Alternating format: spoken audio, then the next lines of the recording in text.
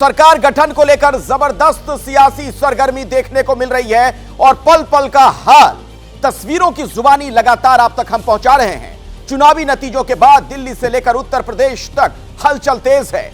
आज दिन भर कहीं बैठकों का दौर, कहीं हार की समीक्षा और चिंतन, तो वहीं अब मोदी की तीसरी बार प्रधानमंत्री पद की शपथ की तस्वीर भी साफ हो गई है। आज दिन भर हलचल रहेगी। एबीपी न्यूज की प्रमुख रूप से 3 बड़ी खबरों पर पैनी नजर रहने वाली है। पहली और सबसे बड़ी खबर तो यह है कि नरेंद्र मोदी के शपथ ग्रहण की तारीख साफ हो गई। कल शाम को 7:15 का वक्त यानी 7:15 बजे शपथ ग्रहण समारोह होगा। इस खबर से जुड़ी हर डिटेल लगातार आप तक हम पहुंचाते रहेंगे। क्या तैयारी है, कौन कौन शपथ के साक्षी बनेंगे, हर अपडेट से आपको मैं रूबरू करवाऊंगा। वहीं आज कांग्रेस में भी मीटिंग्स का दौर है। आज 2 बड़ी बैठकें कांग्रेस की होनी है। सुबह 11 बजे कांग्रेस कार्य समिति की बैठक, वहीं शाम 5:30 बजे संसदीय दल का मंथन भी होना है। आज यह साफ हो सकता है इस बार लोकसभा में कांग्रेस संसदीय दल का नेता कौन होगा। और तीसरी बड़ी खबर लखनऊ से है, क्योंकि यूपी में बीजेपी के नंबर क्यों कम हुए, इसकी खोज की जा रही है। और अब एक्शन में खुद सीएम योगी हैं, जिन्होंने आज कैबिनेट की बैठक बुलाई। लिहाजा योगी कुछ कड़े और बड़े फैसले ले सकते हैं। लेकिन सबसे पहले इस वक्त की बड़ी खबर मैं आपको विस्तार से बताना चाहूंगा। कल नरेंद्र मोदी प्रधानमंत्री पद की शपथ लेंगे। शाम 7:15 बजे का वक्त इसके लिए मुकर्रर किया गया है। नरेंद्र मोदी लगातार तीसरी बार पीएम पद की शपथ लेने वाले हैं। राष्ट्रपति द्रौपदी मुर्मू ने प्रधानमंत्री मोदी को सरकार बनाने का न्योता दिया। कल शाम उनकी मुलाकात हुई थी प्रधानमंत्री के साथ। शपथ ग्रहण समारोह की तैयारियां तेज कर दी गई हैं और बाकायदा नरेंद्र मोदी जब एनडीए के नेता चुन लिए गए, उसके बाद उन्हें राष्ट्रपति भवन से न्योता आया था। वहां पहुंचे थे राष्ट्रपति द्रौपदी मुर्मू से मिलने के लिए प्रधानमंत्री, और फिर सरकार बनाने का उन्हें न्योता दिया गया। शपथ ग्रहण समारोह को लेकर अब इंतजार।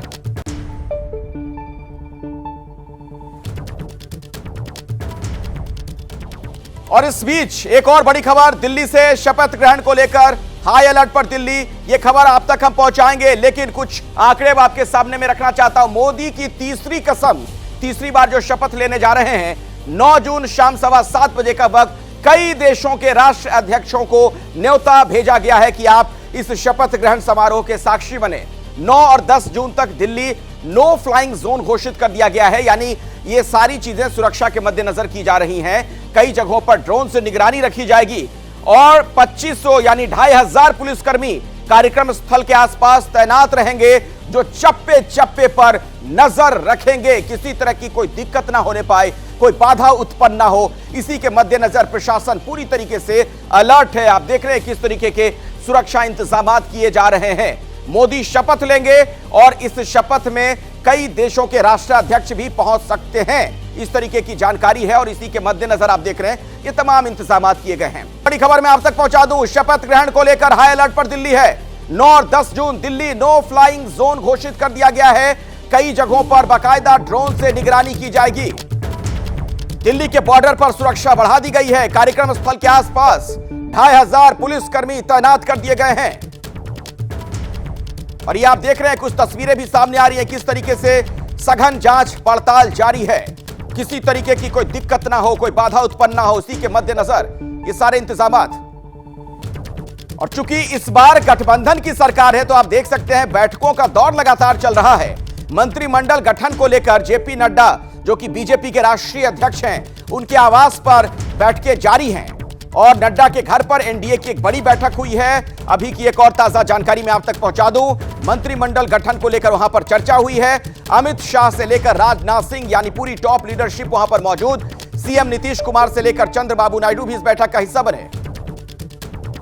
चुनाव परिणाम आने के बाद ये मुलाकात 1 to 1 इस तरीके से हुई नहीं थी। तो माननीय राष्ट्रीय अध्यक्ष जी, गृह मंत्री जी भी मौजूद थे, रक्षा मंत्री जी भी मौजूद थे। सिर्फ मिलकर उनको बधाई दी और जो नया सरकार बनने जा रही है के लिए शुभकामनाएं। हमने कुछ चर्चाएं की हैं। आज एनडीए की दल की बैठक में सर्वसम्मति से हमने प्रधानमंत्री जी को चुना है। हमारे प्रधानमंत्री हैं और देश के लिए जिस ऊर्जा के साथ वो काम करते आए हैं 10 साल, वही एनर्जी, वही काम हमें आगे सरकार में आप मंत्री बने हैं, उसकी कोई चर्चा नहीं। इस पूरी हलचल से जुड़ी जानकारी हम लगातार आप तक पहुंचाते रहेंगे। मेरे साथ नीरज पांडे मेरे सहयोगी जुड़ गए हैं, उन्हीं के पास अब मैं आपको लिए चलता हूं। और नीरज, ये गठबंधन की चूंकि सरकार है, यानी ये जो मोदी 3.0 जिसे हम कह रहे हैं, उसकी तस्वीर बदली नजर आएगी पिछली 2 बार की जो सरकार रही है मोदी सरकार, उससे इस बार क्या बदल सकता है? कुछ अपडेट अगर आपके पास हो, कुछ जानकारी मिल पा रही हो तो बताइए। देखिए, अगले सबसे बड़ा बदलाव इसमें यही है कि इस बार ये एनडीए की सरकार है। एनडीए के घटक दलों के लोग सरकार में शामिल होंगे, उनका भी एक स्टेक होल्डर हो, वो भी एक बड़े स्टेक होल्डर होंगे। सबको कुछ ना कुछ काम दिया जाएगा, मंत्रालय बांटे जाएंगे। और निश्चित रूप में जब गठबंधन की सरकार होती है तो गठबंधन धर्म को निभाना भी होता है। एनडीए की सरकारें थी 2014 में भी, 2019 में भी, लेकिन उसमें एनडीए के दूसरे दलों का स्टेक कम था, क्योंकि भारतीय जनता पार्टी खुद अपने आप में एक बहुत बड़ी पार्टी थी और पूर्ण बहुमत से ऊपर उनके पास नंबर गेम था। तो इसलिए भारतीय जनता पार्टी बहुत ज़्यादा ये कहें कि उसका स्टेक सबसे ज़्यादा था, और जो घटक दल थे वो अपने आप में कहीं ना कहीं भारतीय जनता पार्टी के हिसाब से उनको चलना पड़ता। लेकिन इस बार वो एनडीए में उनकी क्या भूमिका होगी, वो भी एक बहुत महत्वपूर्ण रोल होगा। देखिए, ये अलग बात है कि चंद्रबाबू नायडू और नीतीश कुमार दोनों लोगों ने साफ कह दिया है कि वो बिना किसी शर्त के सरकार में शामिल होंगे। कोई उनकी अपनी कोई डिमांड नहीं है। सरकार की तरफ से नरेंद्र मोदी ही हमारे नेता हैं और वो जो तय करेंगे उसके साथ हम खड़े हैं। लेकिन इसके बावजूद वो दोनों लोग एक एक राज्य के नेता हैं और राज्य के जो हित हैं उसके लिए उनको केंद्र सरकार पर निर्भर होना पड़ेगा। तो ऐसे में वो केंद्र सरकार पर दबाव भी बनाएंगे, अपने लिए स्पेशल पैकेज की भी डिमांड करेंगे, जरूरत पड़ने पे स्पेशल मंत्रालय की भी डिमांड करेंगे। लोकसभा चुनाव के नतीजों के बाद सीएम योगी आदित्यनाथ भी एक्शन में आ गए हैं। यूपी में बीजेपी के खराब प्रदर्शन पर आज सीएम योगी ने कैबिनेट की बैठक बुलाई है। लखनऊ में सुबह 11 बजे यह बैठक होनी है। मुख्यमंत्री योगी ने सभी मंत्रियों को लखनऊ बुलाया है। इस बैठक में लोकसभा चुनाव में बीजेपी के प्रदर्शन पर चर्चा होगी, साथ ही मंत्रियों के विभागों की भी समीक्षा की जाएगी। तो एक्शन मोड में सीएम योगी नजर आ रहे हैं। और जिस तरीके से उत्तर प्रदेश में सेटबैक है, बीजेपी के लिए झटका लगा है, जो उम्मीदें थी उससे बहुत कम सीटें मिली हैं, तो इसे लेकर मंथन जारी है। संजय त्रिपाठी मेरे सहयोगी इसी खबर पर और विस्तार से आप तक जानकारी पहुंचाएंगे। संजय, क्या ये जो अपेक्षित नतीजे थे उसमें जो हासिल नहीं हुआ परिणाम, उसी को लेकर मंथन होना है? निश्चित रूप से आज 11 बजे कैबिनेट की बैठक है और न केवल कैबिनेट के मंत्री उस बैठक में रहेंगे, बल्कि जो राज्य मंत्री हैं उन सभी को बुलाया गया है। इसके अलावा प्रमुख अधिकारी भी उस बैठक में मौजूद रहेंगे। और अखिलेश, एक चीज़ समझिए कि उत्तर प्रदेश में 2 विषय ऐसे हैं जिनको लेकर के काफ़ी नाराजगी थी। पहले तो बेरोजगारी थी और दूसरा था पेपर लीक। राज्य में जो सरकारी महकमे हैं उनमें जो वैकेंसीज़ हैं उनको समय से फिलफिल नहीं किया गया, जिस कारण से बड़ा विषय उत्तर प्रदेश में बना और समाजवादी पार्टी ने इसको लगातार हर मंच पर उठाया है। दूसरा पेपर लीक का मुद्दा, बड़ा मुद्दा। लगातार एक के बाद एक जो परीक्षाएं थी उत्तर प्रदेश सरकार की, अलग अलग महकमों में भर्ती की, उनके पर्चे लीक हुए और कोई भी भर्ती अगर कहा जाए तो सफलतापूर्वक संपन्न नहीं हो पाई है। तो इन 2 महत्वपूर्ण विषयों को समाजवादी पार्टी के मुखिया हों अखिलेश यादव या फिर राहुल गांधी, ये हर मंच से उठाते रहे। उसका असर भी आपको देखने को मिला कि जो उत्तर प्रदेश में लक्ष्य था 70+ सीटें जीतने का, वो आधे से भी कम हो गया है। ऐसे में महत्वपूर्ण हो जाता है कि जो 2027 की तैयारियां हैं वो विपक्ष ने तो अभी से शुरू कर दी है, सत्ता पक्ष भी उसको लेकर के सजग है। और आज 11 बजे जब कैबिनेट की बैठक होगी तो सारे के सारे जो मंत्री आएंगे उनसे हार की चर्चा तो होगी ही होगी, साथ ही साथ इन विषयों पर भी बात होगी। अभी मैं कालीदास मार्ग पर खड़ा हूँ, आपको तस्वीरें दिखाता हूँ। यहाँ 5 नंबर बंगला जो है मुख्यमंत्री का आवास है। मुख्यमंत्री अपने आवास पर मौजूद हैं और लगातार कुछ अधिकारी और मंत्री यहाँ से हो करके जा रहे हैं। एबीपी न्यूज से खास इंटरव्यू में यूपी के सहारनपुर से कांग्रेस के सांसद इमरान मसूद ने एक बड़ा बयान दिया। इमरान मसूद ने कहा कि भगवान राम की कृपा से उन्हें जीत मिली है। बीजेपी से भगवान राम नाराज हैं। राहुल अखिलेश की जोड़ी ने कमाल कर दिया। मायावती पर इमरान मसूद ने एक बड़ा आरोप लगा दिया। मुस्लिमों से पैसे लेकर टिकट देती हैं मायावती। मायावती ने मुझसे भी पैसे लिए थे, यहां तक कह दिया इमरान मसूद ने। दलितों का भरोसा मायावती से टूटा, ये इमरान मसूद का बयान।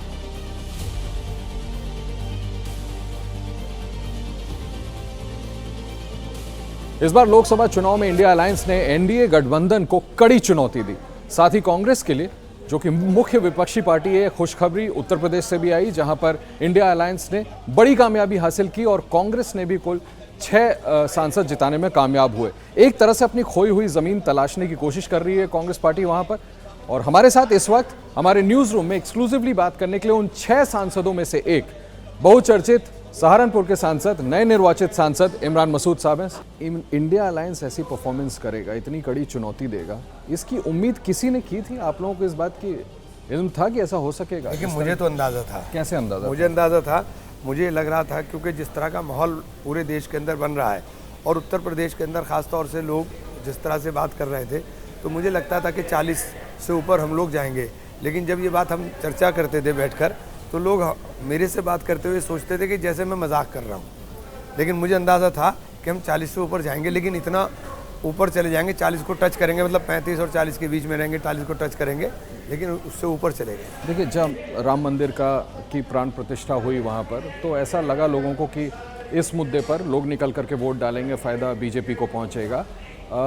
मैंने देखा कि आप अपने चुनाव में संविधान राम, तो ये क्या इसका काट ढूंढा था आपने? नहीं, काट नहीं ढूंढा था। देखिए, इन लोगों ने क्या था कि राम, हमने बार बार कह रहा था कि राम जो है ना, ये कहते थे हम राम को लाए हैं, हम उनको लाएंगे। तो मैंने बार बार कहा कि ये अहंकार मत होना चाहिए। राम जो है देने वाले हैं, राम को कौन लाने वाला हो सकता है? भगवान को कोई ला सकता है कि इंसान की हैसियत है कि इंसान कोई भगवान को ले आएगा? भगवान तो देने वाला है। और राम नाराज़ हैं, राम ने अपनी नाराज़गी दिखा दी कि अयोध्या को चारों तरफ सीटें हार गए। तो ये तो उनको आत्मचिंतन आत्ममंथन खुद करना चाहिए। आपको लगता है कि ये जो हिंदुत्व की राजनीति और जो पूरा हिंदू मुसलमान टोन देख रहे थे हम, प्रधानमंत्री ने भी बात की घुसपैठियों की, मुसलमान देश उब गया इन चीज़ों से। देखिए, देश उब गया है। क्या मुसलमान देश के नागरिक नहीं? क्या मुसलमानों को हक नहीं कि मुल्क के अंदर हमारी आवाज़ को भी सुना जाए? अच्छा, ये बताइए कि 6 सीटें आप लोगों ने जीती। अखिलेश जी की जो परफॉर्मेंस है, आप तो पैरोकार रहे हैं अखिलेश जी के साथ काम करने की। मुझे याद है कि आप पार्टी भी छोड़ करके इसी आर्ग्यूमेंट पे गए थे जब कांग्रेस छोड़ी थी आपने। अखिलेश जी की परफॉर्मेंस पे आप क्या कहेंगे? देखिए, उत्तर प्रदेश की जो परिस्थितियाँ बनी, उसमें बहुत बड़ा रोल राहुल गांधी जी का है, निश्चित रूप से।